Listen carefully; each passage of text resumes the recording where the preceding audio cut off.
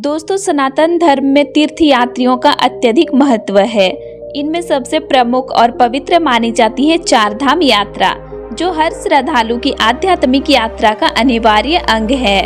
इन चार धामों के कपाट एक निश्चित समय पर ही खुलते और बंद होते हैं। आइए इस विषय में विस्तार से जानते हैं। चार धामों में सबसे पहले बात करते हैं बद्रीनाथ धाम की। उत्तराखंड राज्य के चमोली जिले में अलकनंदा नदी के किनारे स्थित यह धाम भगवान विष्णु को समर्पित है। इसे सृष्टि के पालनहार का पवित्र निवास माना जाता है। यह मंदिर आदि काल से ही श्रद्धालुओं के लिए मोक्ष का द्वार माना गया है। बद्रीनाथ धाम से जुड़ी एक प्रचलित कहावत है, जो आए बद्री वो न आए उद्री। इसका अर्थ है कि जो व्यक्ति एक बार बद्रीनाथ के दर्शन कर लेता है, उसे अगले जन्म में गर्भ धारण दूसरा जन्म नहीं करना पड़ता। ये संसार से मुक्ति और मोक्ष प्रदान करने वाला धाम है। बद्रीनाथ धाम के कपाट दीपावली के अगले दिन यानी शीत ऋतु में भाई दूज के दिन बंद कर दिया जाता है।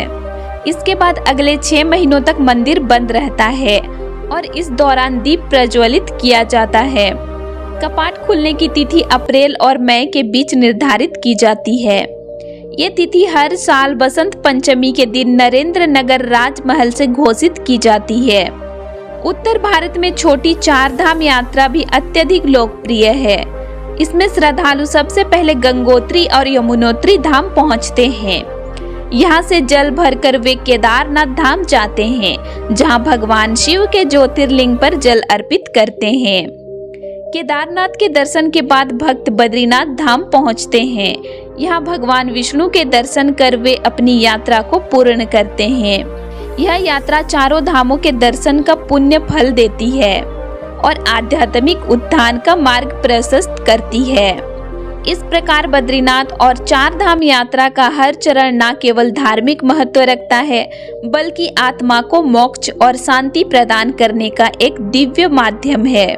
गंगोत्री वो स्थान है जहां मां गंगा मूर्ति रूप में विराजमान है। हालांकि गंगा नदी का उद्गम स्थल गौमुख ग्लेशियर है। गंगोत्री मंदिर का वातावरण बेहद पवित्र और शांति से भरपूर होता है। श्रद्धालुओं के अनुसार गंगा का दर्शन उनके सभी पापों को हर लेता है।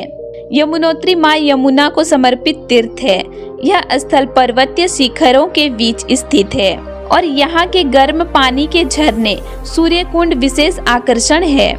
मां यमुना के दर्शन से भक्तों को भय और संकटों से मुक्ति मिलती है। केदारनाथ इस यात्रा का सबसे ऊंचाई पर स्थित तीर्थ है। समुद्र तल से इसकी ऊंचाई 3584 मीटर है। यह मंदिर भगवान शिव के 12 ज्योतिर्लिंगों में से एक है। इस धाम के निर्माण का श्रेय आदि शंकराचार्य को दिया जाता है, जिन्होंने 8वीं शताब्दी में इसे बनवाया था। केदारनाथ में स्थित ज्योतिर्लिंग को मोक्ष का द्वार माना गया है। जगन्नाथपुरी चार धाम यात्रा का दूसरा धाम है। ये तीर्थ स्थल ओडिशा राज्य के पुरी नामक स्थान पर समुद्र किनारे स्थित है। यह धाम वैष्णव संप्रदाय से जुड़ा है और भगवान विष्णु के अवतार श्री कृष्ण को समर्पित है। यहाँ भगवान कृष्ण अपने भाई बलराम, बलदेव और बहन सुभद्रा के साथ विराजमान हैं। जगन्नाथ मंदिर का मुख्य आकर्षण रथ यात्रा है, जो हर वर्ष भव्यता से आयोजित की जाती है। इस यात्रा में भगवान जगन्नाथ, बलराम और सुभद्रा के विग्रहों को विशाल रथों पर बिठाकर मंदिर से बाहर लाया जाता है। इस रथ यात्रा को देखने के लिए लाखों श्रद्धालु पुरी पहुंचते हैं।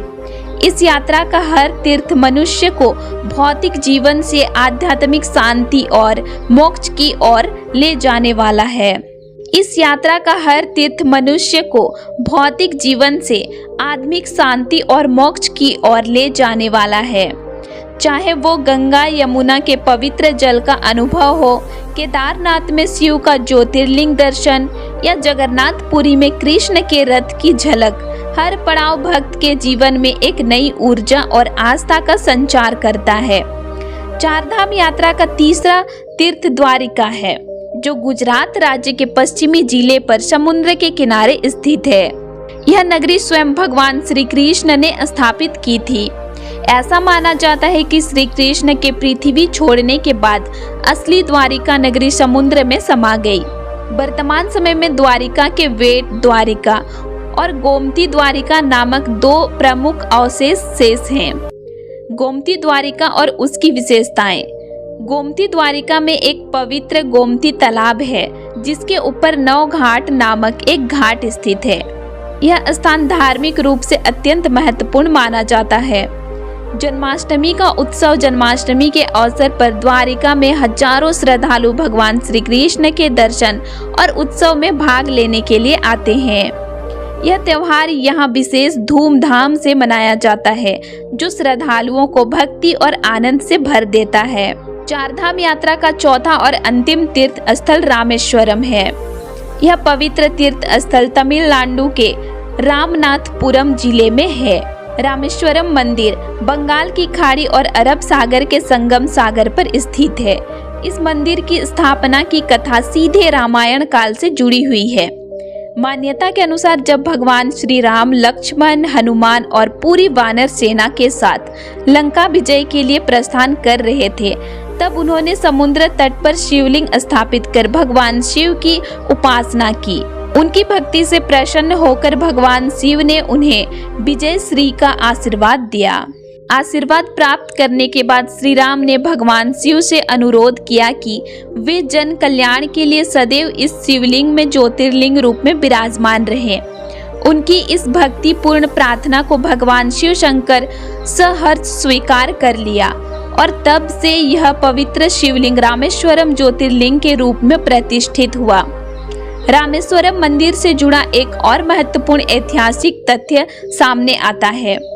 रामायण के अनुसार जब भगवान श्री राम माता सीता के साथ लंका विजय के बाद अयोध्या लौट रहे थे, तब उन्हें ब्रह्म हत्या के पाप का दोष लगने की बात कही गई। इस पाप से मुक्ति पाने के लिए संतों ने श्री राम को भगवान शिव की उपासना करने की सलाह दी, परंतु द्वीप पर कोई शिवलिंग मंदिर न होने के कारण भगवान राम ने पवन पुत्र हनुमान को शिवलिंग लाने के लिए भेजा। हनुमान जी प्रभु श्री राम की आज्ञा का पालन करते हुए तुरंत प्रस्थान कर गए, लेकिन वापस लौटने में उन्हें विलंब हो गया। इधर पूजा का शुभ मुहूर्त निकला जा रहा था और हनुमान जी के लौटने में देरी देखते हुए माता सीता ने समुद्र के किनारे पड़ी रेत से ही एक शिवलिंग का निर्माण कर दिया। यही शिवलिंग बाद में रामनाथ कहलाया। भगवान श्री राम ने इस शिवलिंग की श्रद्धा और भक्ति के साथ पूजा की और बाद में हनुमान जी द्वारा लाए गए शिवलिंग को भी वही प्रतिष्ठित किया गया। इसके अलावा रामेश्वरम मंदिर अपने अद्भुत स्थापत्य और भव्यता के लिए प्रसिद्ध है। चारधाम यात्रा का क्रम और धार्मिक अनुशासन। चारधाम यात्रा को क्रमबद्ध तरीके से किया जाता है। भक्तगण सबसे पहले बद्रीनाथ धाम जाते हैं। बद्रीनाथ यहाँ पर गंगोत्री से जल भरते हैं और आसपास के तीर्थों का दर्शन करते हैं। जगन्नाथपुरी, इसके बाद जगन्नाथपुरी पहुंचकर भगवान जगन्नाथ के दर्शन करते हैं। रामेश्वरम, तत्पश्चात रामेश्वरम जाकर भगवान शिव पर जल चढ़ाते हैं।